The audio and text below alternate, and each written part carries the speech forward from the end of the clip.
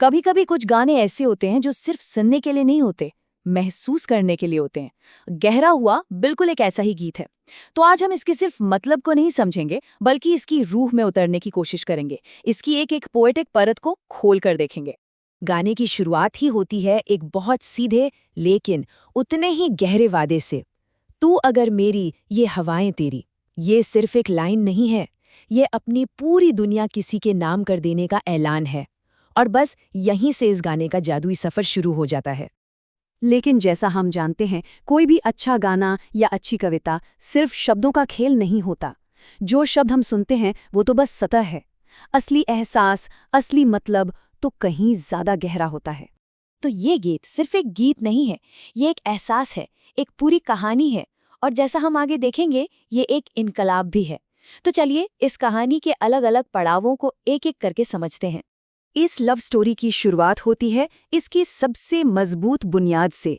एक ऐसा समर्पण, एक ऐसा सरेंडर जहां दो लोग सिर्फ एक दूसरे के नहीं बल्कि एक दूसरे की पूरी दुनिया के हो जाते हैं। ये है एक दूजे के हम। यहाँ जो आइडिया है वो बड़ा सिंपल है पर उतना ही गहरा भी। मतलब प्यार सिर्फ दो लोगों का साथ होना नहीं है, इसका मतलब है अपनी पूरी कायनात को एक कर देना। सोचिए जरा, अगर तुम मेरे हो तो मेरी हवाएं, मेरे रास्ते, मेरे उजाले, सब कुछ तुम्हारा है। ये कंप्लीट मर्जर का एहसास है।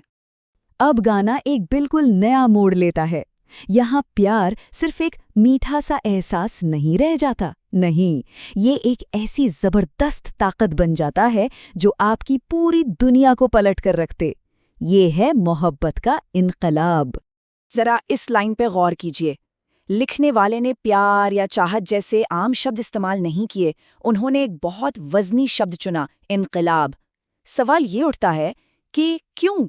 क्योंकि देखिए, इनकलाब का मतलब सिर्फ कोई छोटा मोटा बदलाव नहीं होता। इसका मतलब है क्रांति, एक ऐसी उथल-पुथल जो आपके वजूद की, आपकी हकीकत की हर चीज को हमेशा के लिए बदल कर रख दे। तो इस गाने में प्यार सिर्फ एक एहसास नहीं है जिसे महसूस किया जाता है, नहीं, ये एक क्रांति है, एक एक्टिव फोर्स जो आपकी जिंदगी के पुराने सिस्टम को उखाड़ फेंकती है और एक बिल्कुल नई दुनिया बना देती है। तो ये क्रांति शुरू तो हो गई, पर ये कहानी यहीं नहीं रुकती। प्यार कोई रुकी हुई चीज थोड़ी है, ये तो एक नदी की तरह है जो वक्त के साथ और गहरी होती जाती है। यही है आशिकी का गहराता हुआ रंग। आपने नोटिस किया होगा, कोरस में गहरा हुआ शब्द बार बार क्यों आता है? क्योंकि ये प्यार कोई एक पल में होने वाली घटना नहीं है। ये एक कंटिन्यूअस प्रोसेस है, एक डूबना है जिसमें आशिकी का रंग लगातार और गहरा होता जाता है। तो अब तक का जो इमोशनल सफर है गाने का, वो कुछ ऐसा है। सबसे पहले एक दूसरे का होने का ऐलान होता है, फिर ये एहसास होता है कि ये रिश्ता एक इनकलाब है, और आखिर में उस इनकलाब में पूरी तरह से डूब जाना है, जहां आशिकी का रंग गहरा हो जाता है। जब प्यार अपनी पीक पर पहुंचता है तो एक बहुत ही कमाल की चीज होती है।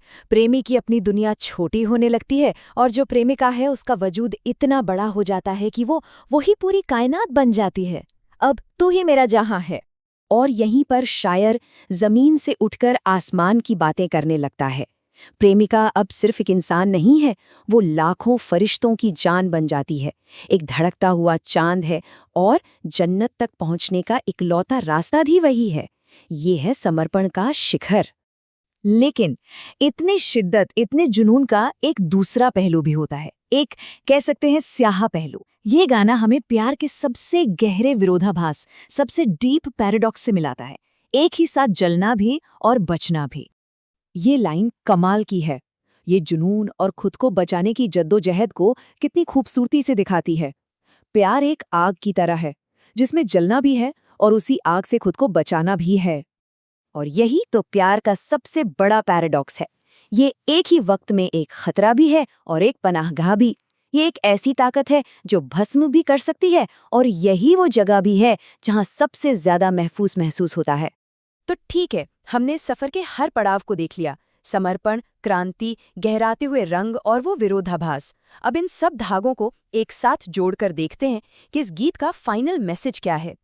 शुरुआती ऐलान से लेकर इनकलाब के एहसास तक, और फिर उस प्यार में जलने और बचने के विरोधाभास से गुजरते हुए अब प्रेमी प्यार के गहरे समंदर में पूरी तरह से डूब चुका है। यात्रा पूरी हो चुकी है। और ये आखिरी पावरफुल लाइन, ये इस गाने का फाइनल स्टेटमेंट है। अब कोई दूसरा रास्ता है ही नहीं, कोई दूसरी मंजिल नहीं। प्रेमिका ही जन्नत है और वही जन्नत का रास्ता भी।